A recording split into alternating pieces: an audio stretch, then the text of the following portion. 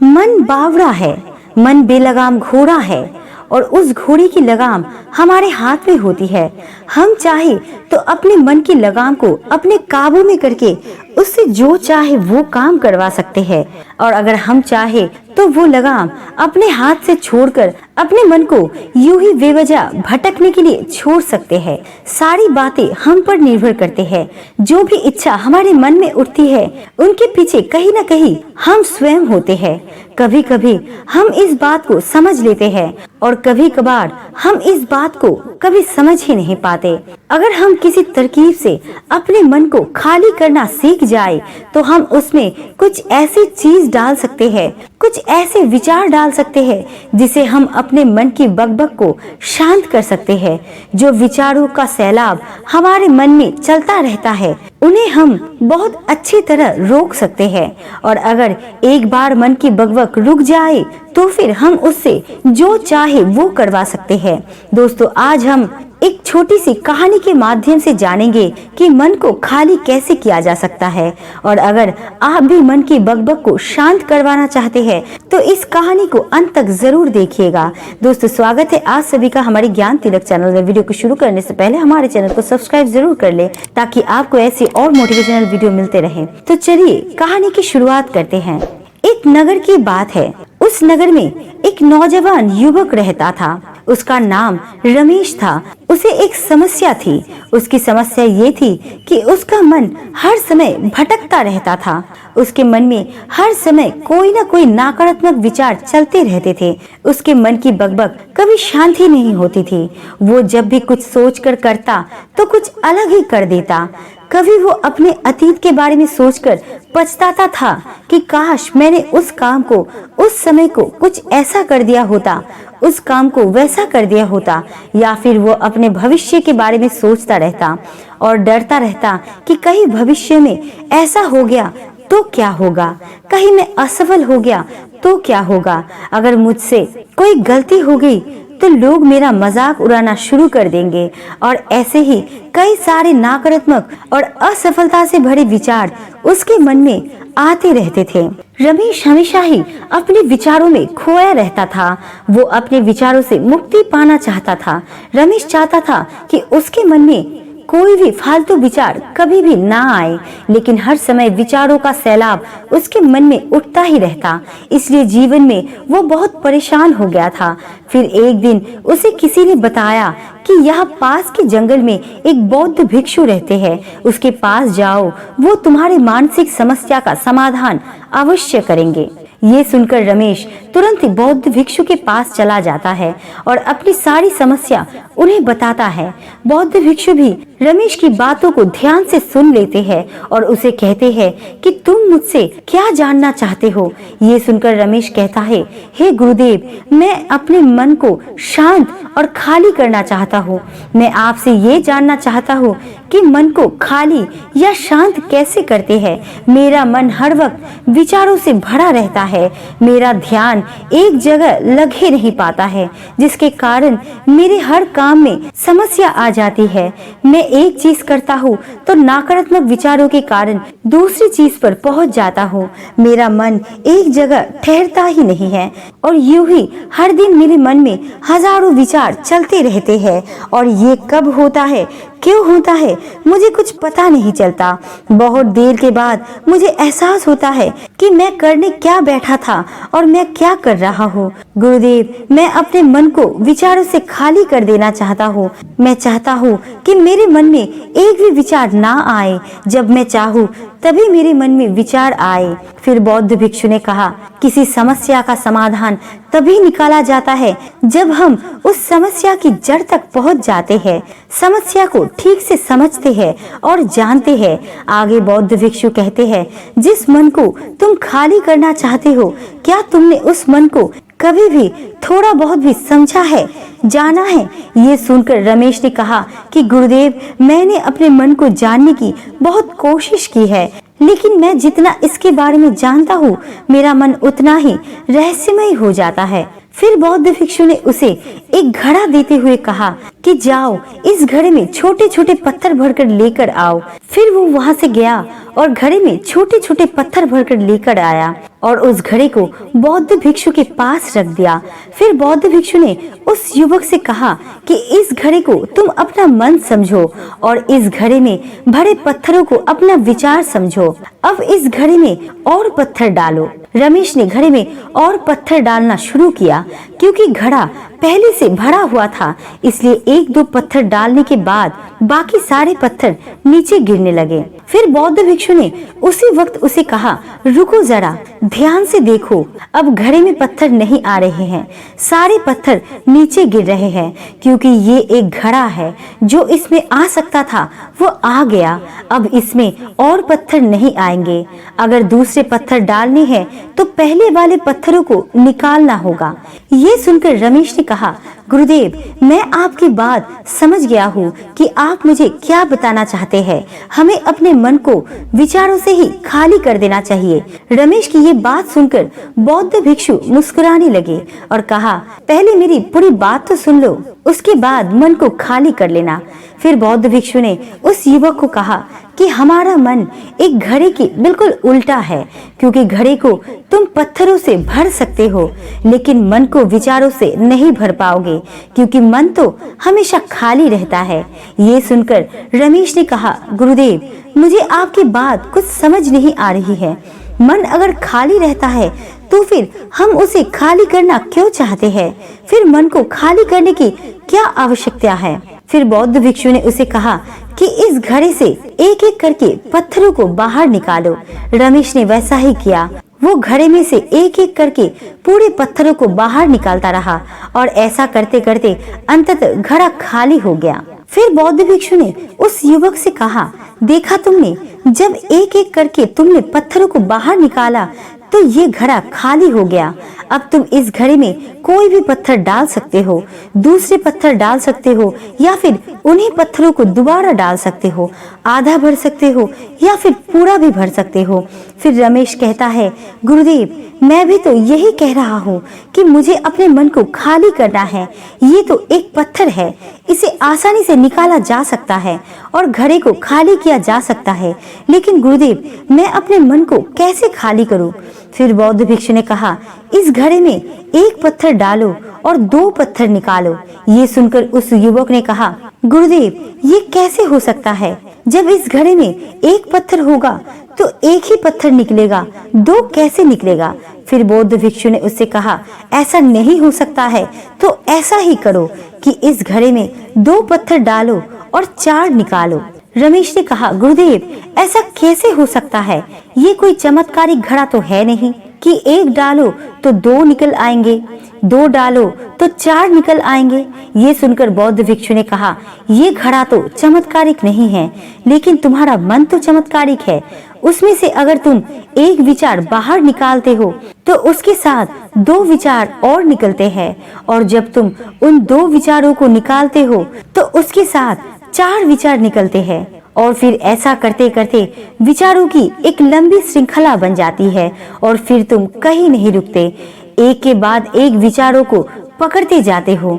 ये मिट्टी का घड़ा तो पत्थरों से भर जाएगा, लेकिन तुम्हारा मन कभी नहीं भरता, वो हमेशा खाली है।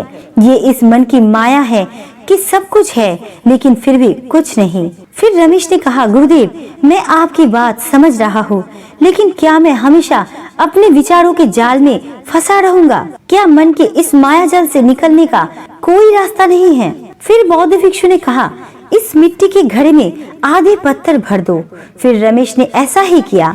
फिर बौद्ध भिक्षु ने कहा, अब इन पत्थरों में से एक पत्थर चुनो और उस पत्थर की एक छोटी सी मूर्ति बनाकर मुझे दे दो। मैं जानता हूँ कि तुम एक अच्छे कलाकार हो। रमेश ने एक पत्थर निकाला और उस पत्थर को बौद्ध भिक्षु के सामने ही तराशने लगा। पत्थर को तराशते वक्त उसे लगा कि ये पत्थर अच्छा नहीं है। फिर उसने दूसरा पत्थर निकाला, लेकिन उसे वो पत्थर भी पसंद नहीं आया। फिर उसने तीसरा पत्थर निकाला, लेकिन वो तीसरा पत्थर भी उसे पसंद नहीं आया, उसका रंग अच्छा नहीं था। ऐसा करते करते रमेश ने सारे पत्थरों को बाहर निकाल दिया। रमेश को ऐसा करते हुए बौद्ध भिक्षु बड़े ही ध्यान से देख रहे थे। फिर बौद्ध भिक्षु ने उससे कहा कि तुमने सबसे पहले जो पत्थर निकाला था, उस पत्थर को ये समझकर तराशो कि इसके बाद तुम्हारे पास कोई और पत्थर नहीं है और ये एक ही पत्थर तुम्हारे पास है। फिर उसने जैसा गुरुदेव ने कहा एक पत्थर को लेकर तराशना शुरू किया और उसने उस पत्थर से एक बहुत ही सुंदर मूर्ति बनाई और बौद्ध भिक्षु को भेंट की और बौद्ध भिक्षु से कहा, गुरुदेव इस पत्थर से इतनी सुंदर मूर्ति बन सकती थी, मैं ये सोच भी नहीं सकता था। उसकी बात सुनकर बौद्ध भिक्षु ने कहा कि जब हमारे पास और कोई दूसरा विकल्प नहीं होता है तब हम उस विकल्प में ही संपूर्ण ऊर्जा लगा देते हैं और उसी को सबसे बेहतर बनाते हैं। और जब हमारे पास कई सारे विकल्प होते हैं तो हम पत्थर चुनते भी नहीं और मूर्ति बनती भी नहीं। हमारा मन भी एक विचार के पीछे हजारों विकल्प खोल के रख देता है और एक मुख्य विचार को छोड़कर उन हजारों फालतू के विचारों में हम उलझ कर रह जाते हैं। फिर रमेश ने कहा, गुरुदेव मैं आपकी बातों को बहुत अच्छे से समझ गया हूँ, लेकिन अब मुझे क्या करना चाहिए? कृपया आप मेरा मार्गदर्शन करें। बौद्ध भिक्षु ने उसे कहा कि मन को खाली करना, साफ करना 1-2 दिन का काम नहीं है, ये बहुत लंबी प्रक्रिया है। तो क्या तुम इसके लिए तैयार हो? रमेश कहता है, जी गुरुदेव तैयार हूँ, चाहे कितनी भी लंबी प्रक्रिया क्यों ना हो। फिर बौद्ध भिक्षु ने रमेश से कहा कि मन को खाली और नकारात्मक विचारों से दूर रखने के कुछ तरीके हैं। आओ उन तरीकों को समझते हैं।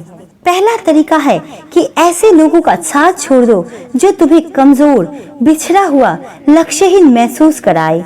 अक्सर हमारे आसपास ऐसे लोग होते हैं जो हमसे पद और धन में ऊपर होते हैं और इसी पद और धन के घमंड में वो अपने नीचे के लोगों को कुछ भी नहीं समझते। इसलिए ऐसे लोगों के पास रहना ही नहीं चाहिए और ऐसे लोग अपने से छोटे लोगों को हमेशा यही महसूस कराते हैं कि वो कितने छोटे हैं और इसलिए वो छोटे लोग अपने जीवन में कुछ बड़ा हासिल कर ही नहीं सकते।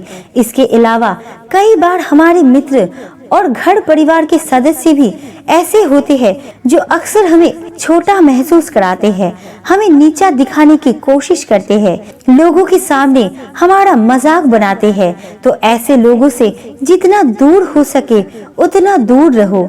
ये लोग ऐसे होते हैं कि तुम्हारी नजरों से तुम्हारी गरिमा को दूर करके तुम्हें लक्ष्यहीन बनाते हैं और फिर तुम्हें खुद की काबिलियत पर शक होना शुरू हो जाता है। तुम्हारे अंदर खुद के प्रति नकारात्मक भावनाएं आ जाती है और ये नकारात्मक विचार तुम्हें मानसिक तनाव और चिंता की ओर ले जाते हैं। दूसरा तरीका बौद्ध भिक्षु कहते हैं कि तुम बहुत ही कम और चुनिंदा लोगों को ही अपना मित्र बनाओ। ऐसे लोगों को ही अपना मित्र बनाओ जिनसे तुम कुछ सीख सकते हो, जिनकी तुम चिंता कर सकते हो, जो तुम्हारी भावनाओं को समझ सके, जिनकी सोच तुमसे मेल खाती हो, जो जीवन में तुम्हें आगे बढ़ने में सहायता करे। हमारे जीवन और चरित्र में हमारे माँ बाप के बाद हमारे मित्र का ही सबसे ज्यादा योगदान होता है। इसलिए मित्रों का सही होना भी बहुत आवश्यक होता है। ऐसा भी कहा जाता है, तुम उन 5 लोगों का प्रतिबिंब हो जिनके साथ तुम सबसे ज्यादा वक्त बिताते हो। अगर तुम्हारे आसपास के 5 लोग जिनके साथ तुम सबसे ज्यादा वक्त बिताते हो वो ईमानदार है तो तुम भी धीरे धीरे ईमानदार होना शुरू कर दोगे और अगर वो 5 लोग अमीर है तो तुम भी धीरे धीरे अमीर बनना शुरू कर दोगे। कहने का अर्थात ये है कि तुम वैसा ही बन जाते हो जिस तरह के लोगों के साथ तुम अपना समय व्यतीत करते हो। किसी महान दार्शनिक ने कहा था कि तुम मुझे किसी भी इंसान के मित्र से मिलवाओ, मैं उसके मित्र को देखकर उस इंसान का भविष्य बता दूंगा। हमारी सबसे बड़ी समस्या ये है कि हम लोगों को ना नहीं कह पाते हैं। जिन लोगों के साथ हम रहना पसंद नहीं करते हैं, ना चाहते हुए भी हमें उन नकारात्मक लोगों के साथ वक्त बिताना पड़ता है। इसलिए सबसे पहले हमें अपनी जिंदगी में उन लोगों को ना कहना आना पड़ेगा जिनके साथ रहकर हमें लगता है कि ये हमारी जिंदगी खराब कर रहे हैं। अगर ये हमारी जिंदगी में ना हो तो शायद हम ज्यादा खुश रहेंगे। तीसरा तरीका है कि तुम कभी भी अपना अतीत नहीं बदल सकते, लेकिन तुम अपना भविष्य अवश्य बदल सकते हो। इसलिए तुम्हें पूरी तरह से वर्तमान में रहते हुए उन चीजों पर, उन कामों पर ध्यान देना होगा जो तुम्हारे नियंत्रण में है, जिन्हें तुम आज कर सकते हो, अभी कर सकते हो। बौद्ध भिक्षु कहते हैं, मेरी एक बात हमेशा याद रखना, केवल वर्तमान में रहकर भविष्य को संवारा जा सकता है, अतीत में रहकर नहीं। इसलिए वर्तमान में जीने की आदत डालो। चौथा तरीका है कि तुम स्वस्थ और पौष्टिक खाना खाओ। हमारा शरीर ऊर्जा से चलता है और हम जैसा खाना खाएंगे वैसी ही ऊर्जा हमारे शरीर को मिलेगी। अगर हमारा शरीर स्वस्थ नहीं रहेगा तो हमारा मन स्वस्थ कैसे रहेगा? जब शरीर कमजोर या बीमार रहता है तो मन में कई सारे नकारात्मक विचार आते हैं और स्वस्थ शरीर में स्वस्थ दिमाग का वास होता है। इसलिए शरीर को स्वस्थ और मजबूत रखना हमारी जिम्मेदारी है। पांचवा तरीका ये है कि रोज ध्यान करो। ध्यान करने का सबसे उपयुक्त समय सुबह या फिर रात को सोने से पहले होता है, लेकिन अगर तुम्हें ध्यान में गहरा जाना है तो सबसे उपयुक्त समय रात का ही होता है। रात में सोने से पहले ध्यान करने से नींद में भी सुधार होता है और बहुत गहरी नींद आती है। ध्यान करने के लिए तुम अपनी सांसों पर ध्यान केंद्रित कर सकते हो या फिर तुम अपने मन में उठने वाली विचारों पर भी अपना ध्यान केंद्रित कर सकते हो। मन में उठने वाले विचारों पर ध्यान केंद्रित करने से ध्यान करने वालों का ज्यादा फायदा होता है, क्योंकि इसमें आसानी से गहरे ध्यान में उतरा जा सकता है। अगर तुम ध्यान नहीं कर सकते हो तो रोज खुद के साथ अकेले में वक्त बिताओ, खुद के व्यवहार को समझो, ये देखने की कोशिश करो कि मन में किस तरह के विचार उठ रहे हैं और क्यों उठ रहे हैं। छठा तरीका, बौद्ध भिक्षु कहते हैं कि तुम नए नए जगह घूमने जा सकते हो, क्योंकि एक पुरानी कहावत है कि एक लंबी यात्रा आपको 100 किताबों के बराबर ज्ञान देती है। गौतम बुद्ध अपने जीवन काल में 9 महीने लगातार घूम रहे थे। उनके भ्रमण करने का यही कारण था कि नई नई जगह जाने से ज्ञान की प्राप्ति के साथ साथ मन को एक नयापन भी प्राप्त होता है। नए जगह घूमने जाने पर हमारा मन उत्साहित रहता है। फिर बौद्ध भिक्षु कहते हैं, मन के जाल में कभी मत फंसो, मन को खाली करने की कोशिश मत करो। जीवन में ध्यान करना सीखो, अपने ध्यान को केंद्रित करो, अपने ध्यान में एकाग्रता लाओ और जीवन में जो कर रहे हो उसे पूरी मेहनत के साथ अंतिम समझकर करो। उस काम को ऐसा करो कि उसके बाद तुम्हें और कुछ नहीं करना है, और जब फिर दूसरे विचार पर कार्य करो तो बस उसी पर कार्य करो, किसी तीसरे विचार पर नहीं। मन के माया जाल से निकलना इतना आसान नहीं है, लेकिन ध्यान करने से सब कुछ पाया जा सकता है। तो दोस्तों, आशा करती हूँ आज की इस वीडियो से आपने कुछ ना कुछ सीखा होगा। आपको ये वीडियो कैसे लगी हमें कमेंट्स करके जरूर बताना, और अच्छी लगी तो लाइक एंड सब्सक्राइब जरूर करना। आपका कीमती समय देने के लिए दिल से शुक्रिया।